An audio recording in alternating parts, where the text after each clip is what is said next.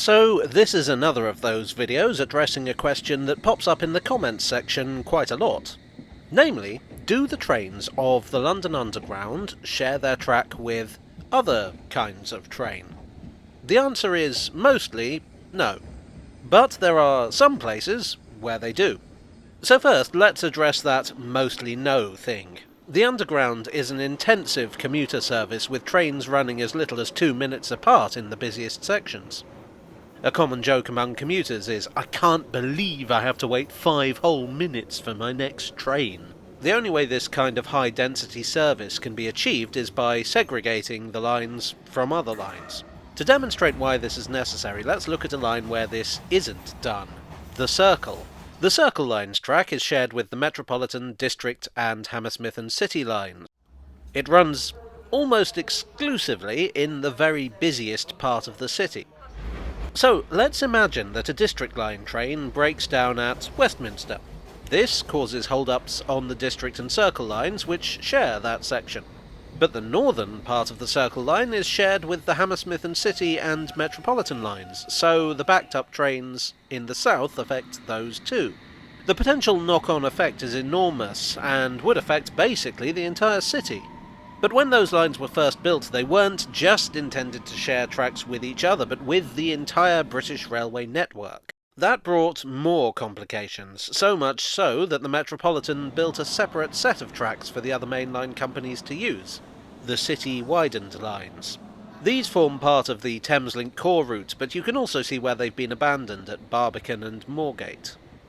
So this brings me on to the first couple of shared stretches of track, at the western end of the District Line. There are 2 branches where tracks are shared. One is from Gunnersbury to Richmond, and the other is from East Putney to Wimbledon. In both cases, the story behind them is similar. They were built by the London and South Western Railway. The LSWR was a railway operating from Waterloo to the southwest of England. That's prime commuter territory, and so the LSWR were quick to seize on commuter trains as a source of income. They were one of the early adopters of electrification for that very reason. Now, when you're building a dense network of lines, such as what you do get when you're serving the suburbs of a big city, an element of give and take is desirable. Build lines that other companies can use, and in turn they let you use theirs. Everyone wins. That's kind of what happened with the line from Gunnersbury to Richmond. In 1869, the London and South Western Railway opened a branch from Richmond to what's now Kensington Olympia. Here it met the West London Joint Railway, which was a major route used by several different companies. In 1916 this connection was severed with the closure of a curve in Hammersmith, but that didn't matter for the purposes of this video, because by then the District Railway had built a connection of their own from Hammersmith to Ravenscourt Park. The district had a pretty good relationship with the LSWR, and the deal was that the LSWR could run trains into Kensington if the district could run trains to Richmond. In the end, the LSWR didn't do that, but that's how underground trains got to Richmond. The other railway that had a connection here was the North London Railway. This ran around the outside of the centre of London to the docks in the east. From Willesden to South Acton it ran over a line called the North and South West Junction Railway, and near Gunnersbury it connected with the LSWR line. I don't know about you, but I'm having trouble keeping track of all this. Anyway, the North London Railway would eventually become part of the Overground, and that's where we are today. The Overground and the Underground sharing the section from Gunnersbury to Richmond. Is that clear? If it is, I've probably missed something out. Now, Wimbledon to East Putney. The fact that this is a shared section is something not known to the majority of commuters. Most of the trains are underground trains, and no mainline trains stop at Wimbledon Park, Southfields or East Putney. There is a handful of timetabled National Rail trains, mostly in the early morning, I believe. This kind of service is known as a parliamentary train, i.e. it's specified in the Act of Parliament under which the line was built. The line from East Putney to Wimbledon was another one built by the LSWR, opened in 1889. The story of the connection between the district at Putney Bridge and this line is a complicated one, and in fact I made a video about it. But long story short, there was going to be a railway from Fulham to Guildford operated by the district that got bought out by the LSWR. The LSWR built the Putney to Wimbledon line as part of a different scheme, and the bridge over the river was the only part of the original Guildford plan that the district actually got to build. The LSWR also built a connection from East Putney to Wandsworth Town, which is only used by mainline trains. It's very visible at East Putney. The East Putney to Wimbledon line spent over a century in a very curious position where it was owned by the main line company but almost exclusively operated by district trains. In 1994, with the advent of privatisation, it was finally officially handed over to London Underground. That being said, it's still a useful route for South Western Railway when there's a line closure or an empty stock movement. When the first deep-level tube lines were built from 1890 onwards, they had no connection to any other lines. That worked pretty well. No negotiations with anyone else over pathways, no risk of your service being halted by someone else's train breaking down. Even where multiple lines were owned by the same company and shared stations, like with the Bakerloo, Piccadilly and Hampstead lines, they didn't use each other's tracks. But in 1915 an exception was made. The London and North Western Railway owned the main line out of Euston. Now, they weren't a company that much liked running commuter trains, but they acknowledged that they were a useful money spinner.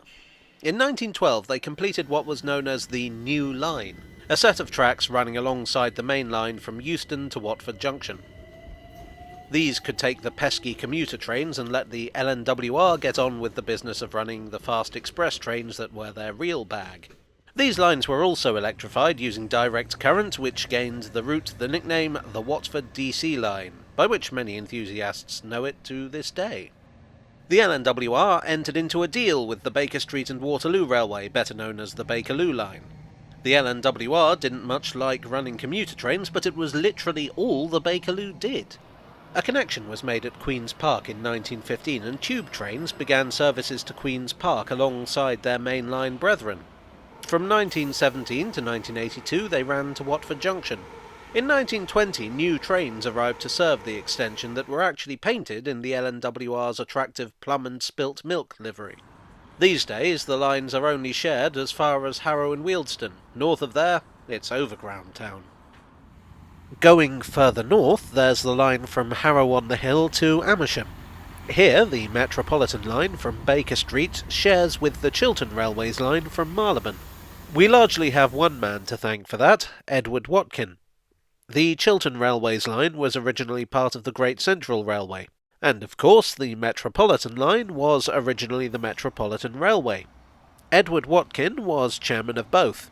As I said earlier, railways often look to link up for mutual benefit, and Watkin was very keen to do this with these two railways, especially since it would minimise the amount of expensive engineering needed to get trains through the Chilterns.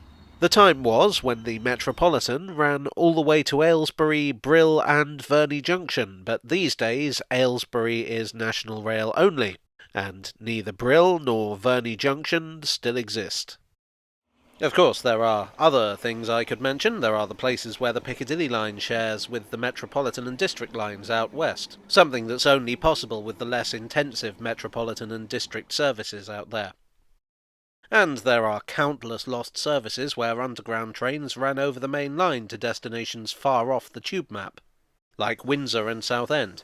Some of these already have videos, others, well, I'm sure their time will come on this channel, he said portentously. Well, I do hope you enjoyed this cooperative tale from the tube. If you did, please do click the like button and consider subscribing for more. I'd like to thank my donors on Ko-fi and Patreon for their generous support. You are the fourth rail to my main line. And I'll see you all again very soon for another tale from the tube.